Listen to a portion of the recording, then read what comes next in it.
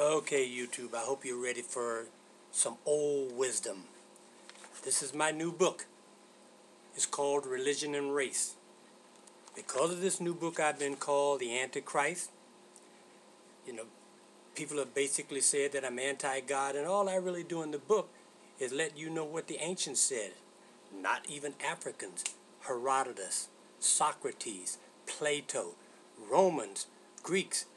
And one of the things that they said very clearly is that their gods were first of Africa. The Greeks will tell you very clearly that they not only were of Africa, they were of Egypt.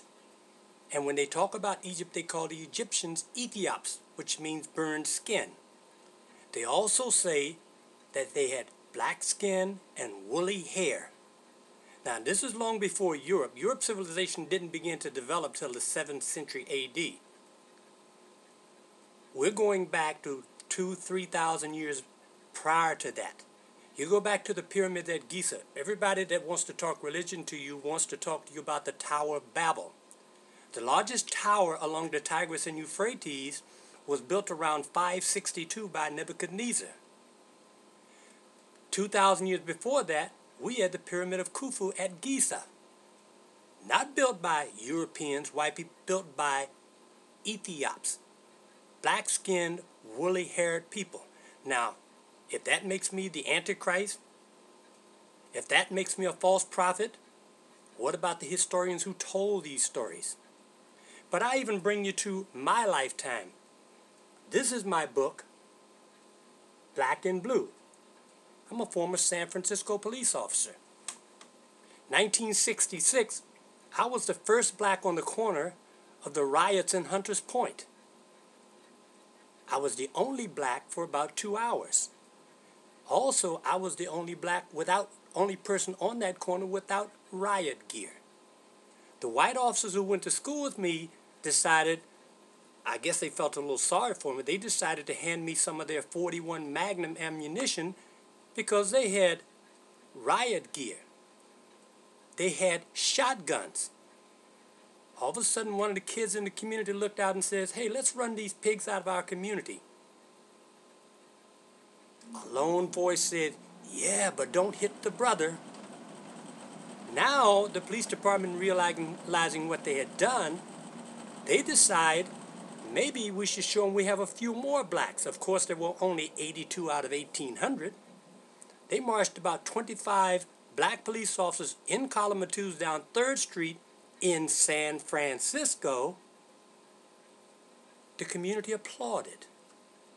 A few weeks later, I became a community relations officer for San Francisco. We were the first in the country, so we were pretty far advanced over the rest of the nation. Of course, the white officers didn't think we should be there because we did things, for example, when 2 white officers took 2 young black males, 12 years of age, asked them, "Why don't you niggers get together and make a rock pile? Put your heads together and make a rock pile." I had to file a report. White officers didn't like that. Those same 2 officers a couple of weeks later shot and killed a black guy on Brush Street right across from the Hall of Justice. Of course, they were allowed to go free. The SFPOA attorney said, "Well, when you got a bunch of monkeys up in the window laughing, you got this hyena about to beat your brains out with a stick." Of course, the monkeys were Mexicans, and the hyena was a black guy with those little wands that you turn your Venetian blinds on and off with. Of course, they didn't like us. They didn't like us at all. But you know what? That didn't matter. What bothers me is now you look at 1966, but then you go back to 2600 BC, where we were really awesome, and you put those 2 dates together, and what do you find? You find that black people have come along, and they're selling what white folks gave our children. They don't want to hear what we were really going through. They're selling our children what Europeans gave them. When you came into the United States, if they caught you reading anything but their Bible, they cut your fingers off. Nobody wants to tell you these stories. But Religion and Race is going to tell you these stories. It's a little harsh. I don't know how many of you have ever heard of the term Stockholm Syndrome. Stockholm Syndrome is when the oppressed takes on the attitude of the oppressor. Now, the oppressed is black people. The problem is the oppressor has become older black people who bought the European nonsense and now force feed it to their children. If you tell an older black person that you don't believe in the religion that the slave master gave us, you're crazy. I work in a hospital now. I see people in the hospital all the time because they want to tell this story, but the old people, just like they told me, I'm the Antichrist. I'm a false prophet. I'm a false prophet because I give you history. I'm not telling you that any of this stuff is true or that it's not. I'm saying go back and read Plato and Socrates, not as they give it to you in school, but read what they really said about race at that time. Read what they really said about religion at that time. Want to read the story of Jesus? Read Mithras, 4,000 years before Jesus in India or Hindustan. Go back to the wall of the Holy of Holies in Egypt, 1583 BC. Read the story of Horus and Isis, the first virgin, the first godchild. Those stories are so similar. In fact, when the Da Vinci Code came out, everybody got upset because he told you these stories. Well, I'm going to tell it to you from a different perspective. I'm going to tell you from a black man's perspective. A black man who was born in 1941 in the United States, that at 10 years old walked past a black church, a white church, and a white lady said, "Sick him, nigger boy," and sicked her German Shepherd dog on him. Now, I'm supposed to like Christians who do things like this to me? Because you like the Christians that had their meetings, their Klan meetings in their churches, and after they had their Klan meetings, they went out and bombed our churches and beat our women and raped our women and lynched our men and sicked dogs on us and sprayed us with water hoses. Those were what we called in that day Dixiecrats, Southern Baptist Democrats. Not Republicans, Southern Baptist Democrats. You know those people that you love nowadays? Democrats? You hate the Republicans because it was Republicans that gave you affirmative action. You never heard of Dr. Arthur Allen Fletcher, who wrote the Philadelphia Plan and gave you these kind of programs. You've never heard of Lou Dodd. You never heard of Stan Scott. Because when powerful black Republicans talk, you don't want to listen. But you listen to the first black president, Jimmy Carter,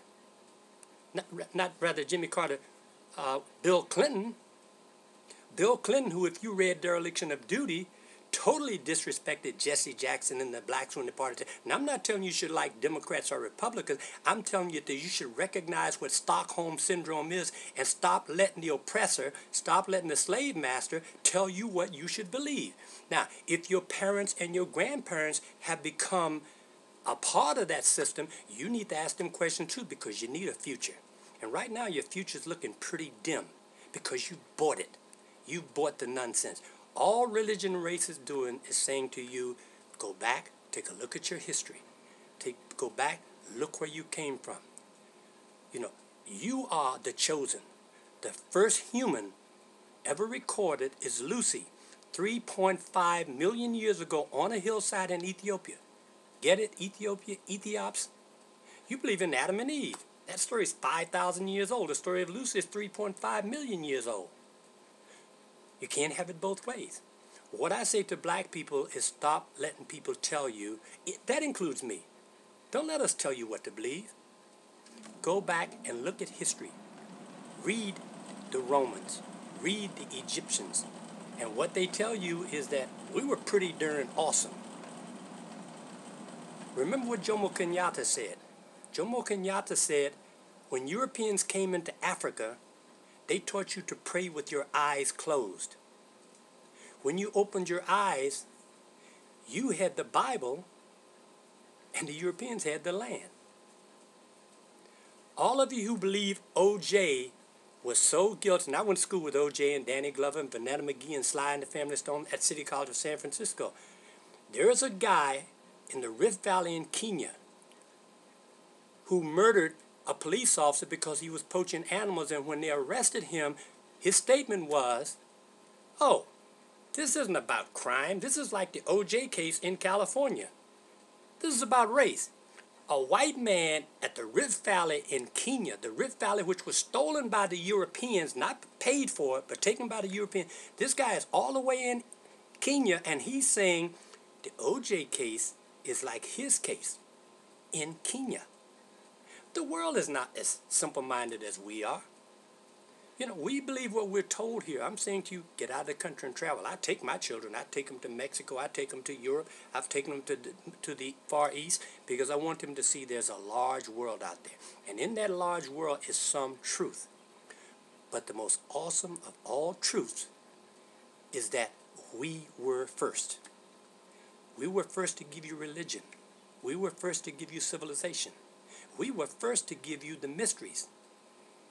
We were first to give you one God, spelled N-E-T-E-R, not G-O-D, N-E-T-E-R. And that God said that he wanted you to improve upon the perfection that he gave. And that perfection was love. And the greater your understanding, the greater is your obligation. He didn't tell, like Joshua, God told Joshua to kill his own son. God told Moses to go out and to kill the Midianites and told him how to divide up the loot. God told Joshua to kill all the people at Ai and then hang the king up outside the gate. That's not God. That's some neurotic personality. God is love. And if you keep letting your people read the Old and New Testament to you without reading the book of the coming forth from the darkness into the light, without reading the books of Hindustan, which is the Hindu, and keep reading the books that talk about killing. And that's what religions of Abraham do. They kill. When they get tired of killing each other, they kill other people. What was the Crusades? The Crusades was the religion of Abraham killing each other. What is jihad? It's killing people. What was the Inquisition? It's killing people. The God of Africa said perfection is love.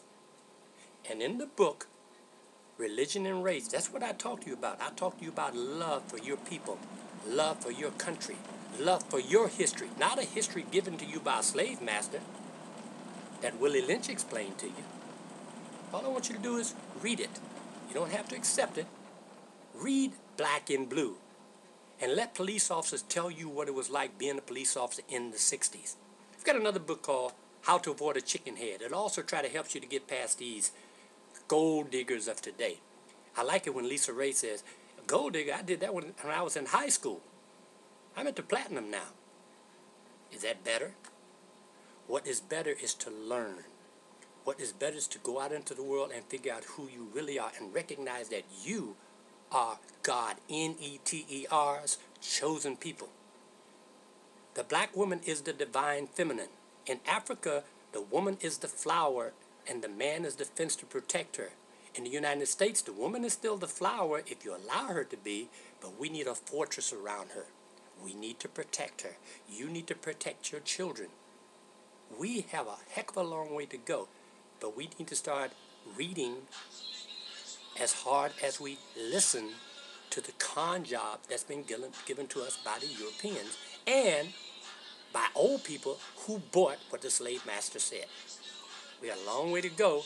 We got a lot of work to do, but we can do this. We can do this. We just need to put out the effort.